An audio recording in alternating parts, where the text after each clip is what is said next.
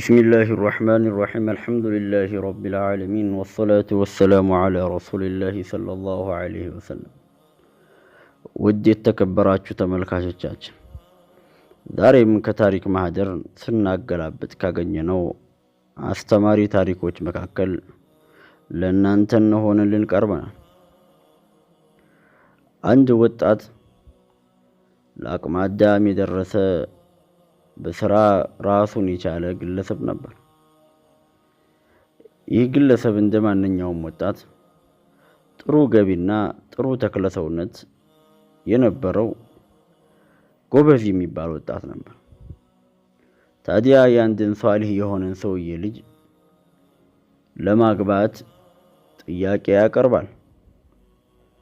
ታዲያ ሷሊህ የሆነው የልጅቱ አባትም ለትዳር ይህ ጎረምሳ ወይም ደግሞ ይህ ወጣት ሲጠይቀው እንደ ዘመኑ ሰው ሸርጥ ሳያበዛ እንደ ዘመኑ ሰው ብዙ ገንዘብ ሳይፈልግ ችግር የለም በአንድ ከረጢት ሽንኩርት ብቻ እድርልሃለሁ ይሏል።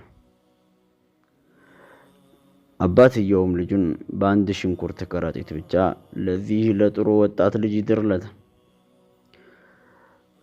እነዚህ ወጣቶቹ ትዳርን ከመሰረቱ ዓመታትን አለፉ። ከጋብቻዋ በኋላ ቤተሰቧን አይታ የማታውቅ ልጅ አንድ ቀን ለባሏ እንዲህ አለችው፣ ቤተሰቦቼ ናፍቀውኛል፣ ውሰደኝና ልዘይራቸው ፈልጋለሁ አለችው። በዛ ላይ ደግሞ ህፃንም ልጅ አለ። በዛ ላይ መሃል መንገድ ላይ ብቻዋን ማቋረጥ የማትችለው ደግሞ ወንዝ አለ። ባለቤቷም ህፃኑን ተቀበላት። ባለቤቱም ከእናትየቱ ልጅቱን በቅፍ ውስጥ ካስገባ በኋላ መሄድ ትችያለሽ አላት።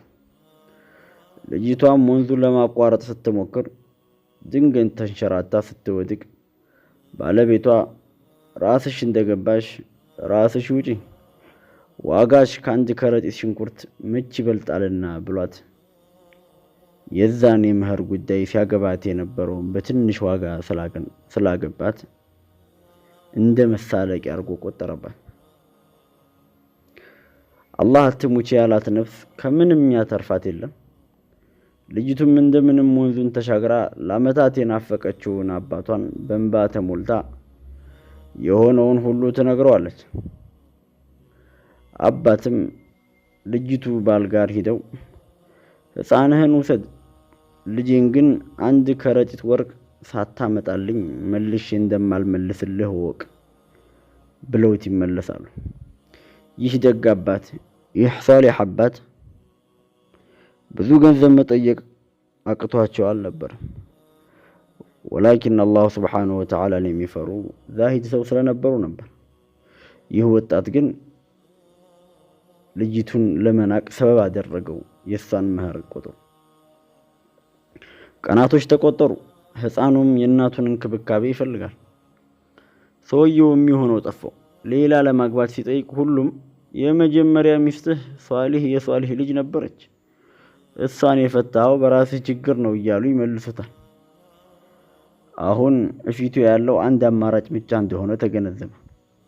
እሱም አንድ ከረጢት ወርቅ ተፍጨርጭሮ ሰርቶ በማቅረብ የመጀመሪያውን ሚስቱን ማስመለስ። እናም አንድ ቀን ማታ የተቻለውን አቅም ሁሉ የሰራውን ገንዘብ ሁሉ ሰብስቦ አንድ ከረጢት ወርቅ መሙላቱን ያየዋል። ከዚያም በመደሰት ጧት ከፈጅር በኋላ ይህን ወርቅ ተሸክሞ ለሚስቱ አባት ሊያስረክብ ወደ ባለቤቱ ቤት ያመራል። ይህን ወርቅ ተሸክሞ ለሚስቱ አባት ሲያስረክብ አባትም ልጅቱን መልሰው አስረክቡት። ግን በዚህ መካከል ይህ ሰው ሚስቱን ይዞ ወደ ቤት እየተመለሰ ሳለ ያቺ ወንዝ ላይ ደረሰ። ልጅቱም ልትሻገር አንድ እግሯን ውሃው ላይ ስታሳርፍ ተንደርድሮ ያዛት። የኔ ቆንጆ አንቺ እኮ ውድ ነሽ፣ አንቺን እኮ ለማምጣት ብዙ ወገቤን ሰብሬ ብዙ ወርቆችን ሰብስቤ ነው። አንቺ ማለት በወርቅ የተተመንሽ ውድ እኮ ነሽ ብሎ ተሸክሞ አሻገራት። ታዲያ ይህ ወሬ እዛ ሷሊህ አባት ጋር ደርሶ ሲሰሙ እየሳቁ እንዲህ አሉ። እኛ በእኛ ስብዕና ስናስተናግደው ናቀን፣ በራሱ ስብዕና ስናስተናግደው ግን አከበረም በማለት አጭር የሆነች ለታሪክ የሚሆን ትልቅ ንግግር ተናገሩ። ብዙ ሰዎች አሉ የሴት ልጅ ክብር ለማይገባቸው የሴት ልጅ ክብር የማይገባቸው ወንዶች። ምንጊዜም አላህ ትልቅ ደረጃ ከሚሰጣቸው ውስጥ ሴቶችን የሚያከብሩ ጨዋ ወንዶች አላሁ ሱብሓነሁ ወተዓላ ከፍ ያደርጋቸዋል። እና ምንድነው ይህ ታሪክ የሚያስተምረን? ሰዎችን በቁስ ለክቶ የሰውን ልጅ የበላይነትና የሰውን ልጅ የበታችነት በገንዘብ ለማወዳደር የሚሞክሩ ስንት ሰዎች አሉ።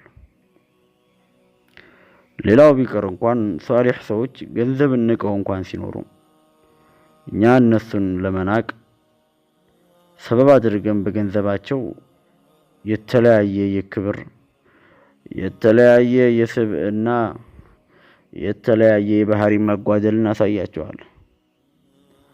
ነገር ግን ስብዕና ብሎ ማለት ባህሪ ብሎ ማለት አላሁ ሱብሓነሁ ወተዓላ ያከበረውን ማክበር፣ አላህ ደግሞ በተቃራኒው መጥፎ ያደረገውን መጥፎ ነው ብሎ ማየት ነው። አላሁ ሱብሓነሁ ወተዓላ ሁላችንም አላህ በሚፈልገው ስብዕና ኑሮ ከሚሞቱ ሰዎች አላህ ያድርገን። አላሁ ሱብሓነሁ ወተዓላ ሰምተው ተናግረው ከሚጠቀሙ ሰምተው ተናግረው ከሚሰሩ ሰዎች አላህ ያድርገን። ይህን ጣፋጭ ሐዲስ አናኢቡል ኻኢኒን ከተባለ የኢንተርኔት ድረገጽ ላይ በአማርኛ ተተርጉሞ የቀረበ ነው። አላሁ ሱብሓነሁ ወተዓላ ሁላችንንም በጀነት አላህ ይሰብስበን። ፈዘኪር ፈኢነ ዚክራ ተንፈዑል ሙእሚኒን። ወሰላሙ ዓለይኩም ወረሕመቱላሂ ተዓላ ወበረካቱሁ።